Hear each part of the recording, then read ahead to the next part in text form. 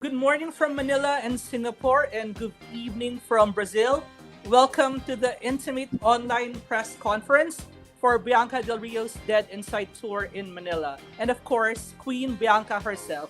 Ladies and gentlemen, Bianca Del Rio. Hi, I'm currently now in Latin America, in Argentina, as a matter of fact. So much has happened in the world, so everything does get shifted and shifting. So I often say, if anything exciting happens in the world, I promise you there will be jokes made about it. So we can only hope that we sail on calm waters between now and when I get to see you guys, which we cover a range of topics and how all of it affects my life as a drag queen. Okay, so you mentioned things that affect you as a drag queen, with people expressing concern about their safety and also concerns about drag continuing as an art form in a potentially increasingly hostile environment. Well, for me in general, listen, I mean, I survived the 1990s. So I look at it this way. I keep going on and doing the best that I can. I think that it's unfortunate that we live in this world where all of this craziness is going on, but I try to find the positive in all of it, and I try to find the humor in all of it. So without getting too political or going back and forth or feeling threatened, is that I think that we all need to stay strong and keep doing what we choose to do. And I think that's most important. And that's kind of where I am with it now. I first and foremost didn't think I'd be doing drag for 30 years as I have been. And we've had many moments where it's been questionable or the society has said, you can't do this, you can't do that. And we've always found a way to prevail. So fingers crossed, and I say keep trucking along. And the only way that I can encourage people with that is to continue to do that myself, lead by example. What is the reason for you naming the tour Dead Inside? Have you seen me, Chuck? Have you visually seen me? I'm dead on the outside, so I'm addressing the dead inside. I think it's just where I am in life. Nothing phases me at this point. As Pam was just talking about earlier, discussing the election and the insanity and the crazy and the news cycles and social media, is that truthfully, I am continuously dead inside, but somehow still functioning. So none of it can affect me on any level, and I try to find my way through all the madness. You mentioned that you chose Dead Inside as the title because you wanted to talk about being an elderly drag queen. Oh, yes. How has your comedy changed or evolved as you got older? Oh my God, it's gotten even funnier because getting old is a joke. So yes, like I said, I never thought I'd be doing this as long as I've been doing it. So this whole dead inside thing is that, I've kind of become numb to all of it, but yet it is a process getting older. It does get a little harder each time. And this is my 6th global world tour. So, travel and putting on heels at my age, putting my teeth back in my mouth, all of that is quite the challenge now. So I do have to find the humor in it, but it is still rewarding to be with the audience. It just takes a little more work to get me to the audience. What excites you most about performing in Manila? Have you had memorable experiences with Filipino fans? Oh my God, I just love the passion. I love the fact that I, as an American, can go over there and there's an audience that's interested to hear what I have to say. It's pretty amazing. And for me, it's that interaction with people and the moments of being on stage with them. And the fact that I can globally globetrot and have an audience is just fascinating and amazing to me. Not to mention that despite our differences, me living where I live and where you guys live where you live, is that, you still find humor in all of the same things. So it's quite amazing to me. And I just enjoy that connection of it. And you got to remember now, this is also, 10 years after Drag Race for me. So it's been an amazing run. How would you describe the Filipino audiences? What did you like the most from your last show here? Oh my God. I mean, they're wild. They're passionate. They're electric, which is great. And, you got to remember, I'm friends with Jiggly Caliente and Manila Luzon, and they're not interesting at all. So I'm grateful that the audiences have proven them wrong and shown how passionate and fun they can be. As I said, it's just amazing energy that I get when I'm there. I mean, even I did a press conference a couple years ago, and it was wild. They actually made me feel like I was important. So how do you find Filipino audiences? Was it challenging connecting with them during your first shows here? No, I find them amazing. I can't say it enough. I think that what's been amazing is that finding somehow in comedy that we can all find common ground to laugh. And the fact that I'm a particular in a particular special group because, being a drag performer and having been on a reality show, I think that I do garner a certain type of audience. So the great thing is that we do find humor in all of it, and we have to find the fun in the 9,500 franchises of RuPaul's Drag Race. So we never run out of material. Can you share your thoughts on the Filipino drag community and any advice you could give to the Filipino drag community? I often say, to anybody that's starting out drag, don't do it. It's a trap. Look what's happened to me. Don't do it.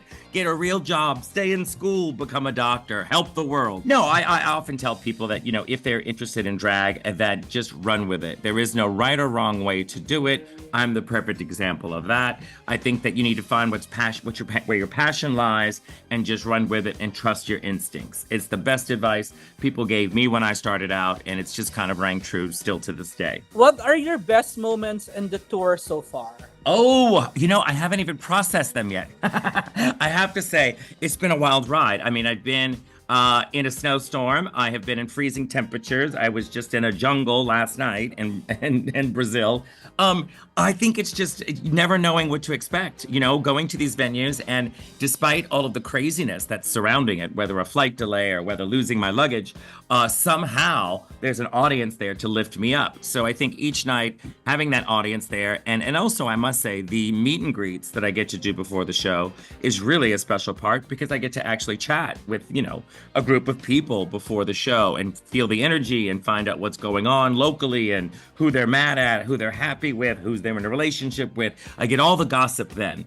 And I find that to be usually the most fun that I have prior to the show. Thanks, Bianca. What would be expecting for your costume in this tour? Well, I'm doing lots of neon this time. Neon was my color choices. So it's a pink neon, an orange neon, a yellow-green neon, and I always have black mixed in there, as I should. I figured since the title was Dead Inside, I needed the costumes to be as alive as possible. Are there new cities you first visited on this tour? Are there new cities? No, I'm not doing any new cities. No, I'm not at this point. I had to double check because my brain, I can't remember from the last time I looked at the schedule. I'm doing Manila and Singapore, which I'm excited about. I've been there before. Amazing. The show and the tour is called Dead Inside, but what makes you feel alive? That I wake up each day. No, knowing that there's an audience ready to see you, I mean, it is a bit grueling to do it as long as we're doing it. As I said, I started in January of this year, and I'll be continuing into 2025. So, I mean, truly, the audience is what keep you alive, truthfully. And, you find your time to sleep, time zones and all of that craziness with insomnia and wanting to sleep in the middle of the day. You find your way through it. But I'm telling you, of all the pains, all the aches, all the issues I have leading up to the show, just all go away when you're on stage. It's amazing. Is there a topic that you won't touch? Oh, God, no. No, I think that we need to find the humor in all of it. I mean, the biggest joke on stage is me. And so obviously you have to find your way and you have to say it because someone's thinking it.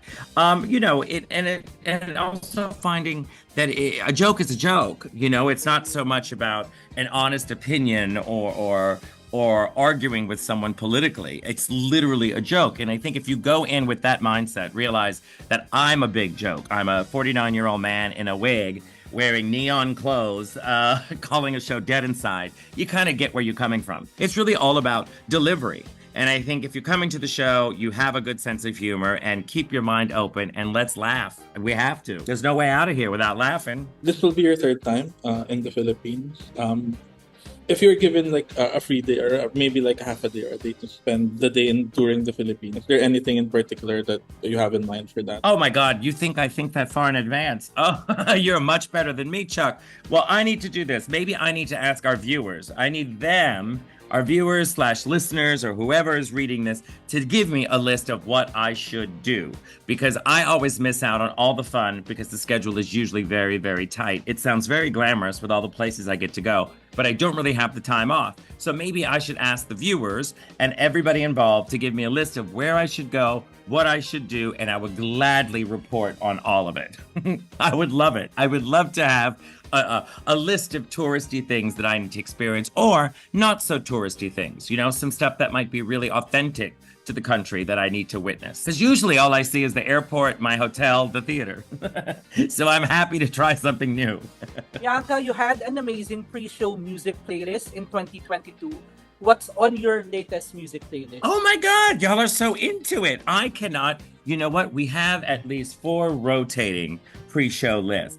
We did add a new one in this last year, and I can honestly not even tell you, I don't know which one you heard when we were there, so I can't even imagine what it is. This is probably the most detailed question I've ever gotten. That's amazing. You know what I'll do? I will get the list and get it to you. I can't think off the top of my head because I can't even put into place where we've been. But there's so many, we have 4 rotating playlists, and well, actually there was 3 at the time, and now we have a new one that was added in. So let me do a little research and I'll get back with you on that one. Because now, that's a fascinating question that someone remembers that. Thanks, Bianca. Any other questions from our members of the press? Okay. Now they're all dead inside. Thanks, Bianca. Thank you, my love. I appreciate it. That wraps up today's press con. Thank you so much. I'll see all of you soon.